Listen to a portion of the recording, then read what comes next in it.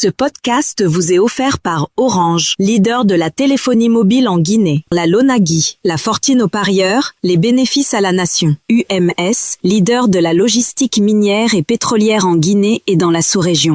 Mercredi 4 mars, mesdames, messieurs, bonjour et bienvenue dans Guinée News Podcast, le rendez-vous quotidien pour décrypter l'actualité nationale chez Guinée News. 3 sujets au menu de ce mercredi. Le premier, la ruée vers les stations-service à Conakry, décrite comme une psychose plus qu'une véritable pénurie. Deuxièmement, la mission de la Cour de justice de la CEDEAO actuellement à Conakry pour accélérer, en tout cas c'est l'espoir qu'elle nourrisse, qu'elle nourrit, accélérer l'exécution des arrêts visant la Guinée. Enfin, l'ouverture de 150 postes par l'État guinéen en faveur des rapatriés dans le cadre de leur réinsertion socio-professionnelle. Pour analyser tout cela, et pour vous, Mamadama Silla, elle est journaliste et chroniqueuse à Guinée News. Bonjour Mamadama. Bonjour Tcherno, bonjour à tous nos abonnés. Mamadama, psychose à la pompe ces dernières heures. Peut-on parler d'un miroir, en tout cas du miroir d'un mal plus profond? Ce qui s'est passé hier à Conakry est révélateur, Tcherno. C'est le moins qu'on puisse dire. Une simple rumeur et immédiatement des files interminables devant les stations-service. Pourtant, le constat a révélé qu'il ne s'agissait pas d'une pénurie structurelle, mais des mouvements de panique.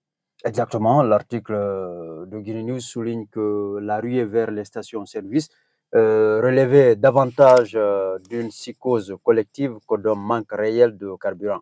La question qui s'impose, c'est celle de savoir pourquoi réagit-on toujours dans la précipitation.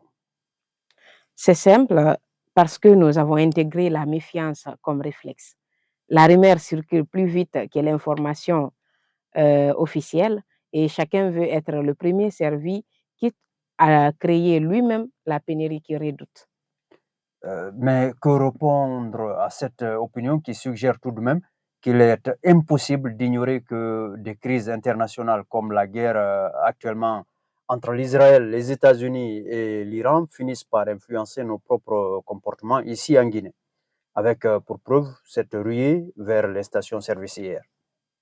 Oui, même si la situation guinéenne est avant tout une réaction mentale et sociale locale, l'actualité géopolitique mondiale, notamment le conflit militaire en cours entre Israël, les États-Unis et l'Iran, marqué par des frappes et ripostes qui perturbent les marchés pétroliers mondiaux et font craindre une hausse des prix, un constat s'impose.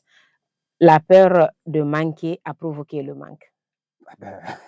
Belle tournure, véritable paradoxe avec, en tout cas, donc, Mamadama. On peut déduire que ce phénomène révèle une crise de confiance, confiance envers les institutions, mais aussi entre nous citoyens. Absolument, on peut le dire et il faut un changement de mentalité pour cela.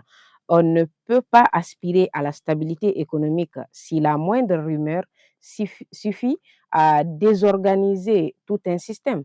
Le civisme économique est un enjeu national qu'il ne faut pas continuer d'ignorer si on veut aller de l'avant, bien sûr. Restons dans la question de confiance, mais cette fois plus au niveau institutionnel. Une mission de la Cour de justice de la CEDEAO séjourne actuellement à Conakry pour accélérer l'exécution des arrêts visant l'État guinéen. En tout cas, c'est ce qu'on peut déduire de cette visite et cela signifie que certaines décisions rendues, notamment contre l'État guinéen, tardent à être appliquées. Or, le respect des décisions de justice nationale ou communautaire, comme celle de la CEDEAO dont on est membre, est la base d'un État de droit. Là encore, la question est mentale. Tant que la culture du respect des engagements juridiques ne sera pas pleinement intégrée, nous resterons dans une logique de résistance plutôt que d'évolution. Tout à fait. Nous ne cesserons de dire l'intervention d'une mission pour rappeler l'exécution des arrêts est en soi un signal. Cela interroge notre rapport aux normes communautaires et à nos propres engagements. En termes plus clairs, on ne peut pas réclamer la crédibilité internationale et dans le même temps donner l'impression de traîner les pieds sur des décisions de justice, madame. Absolument, Tcherno. Le changement de mentalité ici concerne l'administration d'abord, mais aussi l'ensemble du système. Le respect du droit doit devenir avant tout automatique et non négociable. Troisième sujet, plus positif cette fois-ci, avec l'État guinéen qui ouvre 150 postes aux Guinéens rapatriés dans le cadre de leur réinsertion socio-professionnelle. Une initiative encouragée quand même. Oui, c'est un signal positif, comme vous le dites. Nos compatriotes rapatriés reviennent souvent dans des conditions difficiles, il faut l'avouer. Leur intégration économique est donc cruciale pour éviter non seulement la marginalisation, mais aussi la frustration sociale. Mais là encore, tout dépendra de l'approche. Il faut savoir, il doit s'agir d'une politique durable, pas d'une réponse ponctuelle. Tout à fait, c'est là que le changement de mentalité intervient une fois de plus. Il ne faut pas considérer les rapatriés comme un problème à gérer, mais comme une ressource humaine à valoriser. Leur expérience, même acquise à l'étranger dans des conditions, précaires, nous le savons, peut être un atout ici chez nous. D'où la nécessité de transformer nos réflexes collectifs, passer de la réaction à la planification, de la suspicion à la confiance, de l'assistanat à la responsabilisation tout court. En conclusion, le défi guinéen est mental, madame. En tout cas, Tcherno, les deux premiers sujets que nous avons eu à décrypter dans ce podcast, à savoir la ruée vers le carburant et l'intervention de la mission de la CEDEAO, illustrent parfaitement un déficit de confiance et de culture institutionnelle. Et le troisième montre qu'il existe des efforts, mais une fois de plus, qui doivent s'inscrire dans une vision cohérente. Restons un instant là-dessus, madame. En plus, un peu de mots, j'allais dire. Ce qui est en jeu aujourd'hui, c'est la transformation des comportements individuels, mais aussi collectifs. Oui, il faut changer les mentalités.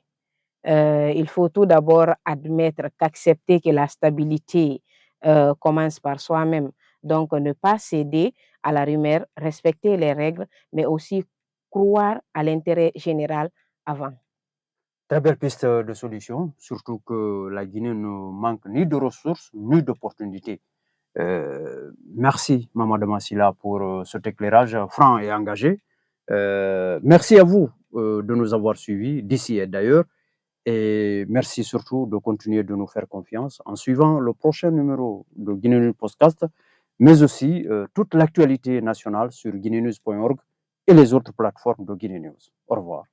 Ce podcast vous est offert par Orange, leader de la téléphonie mobile en Guinée. La Lonagui, la Fortine aux parieurs, les bénéfices à la nation. UMS, leader de la logistique minière et pétrolière en Guinée et dans la sous-région.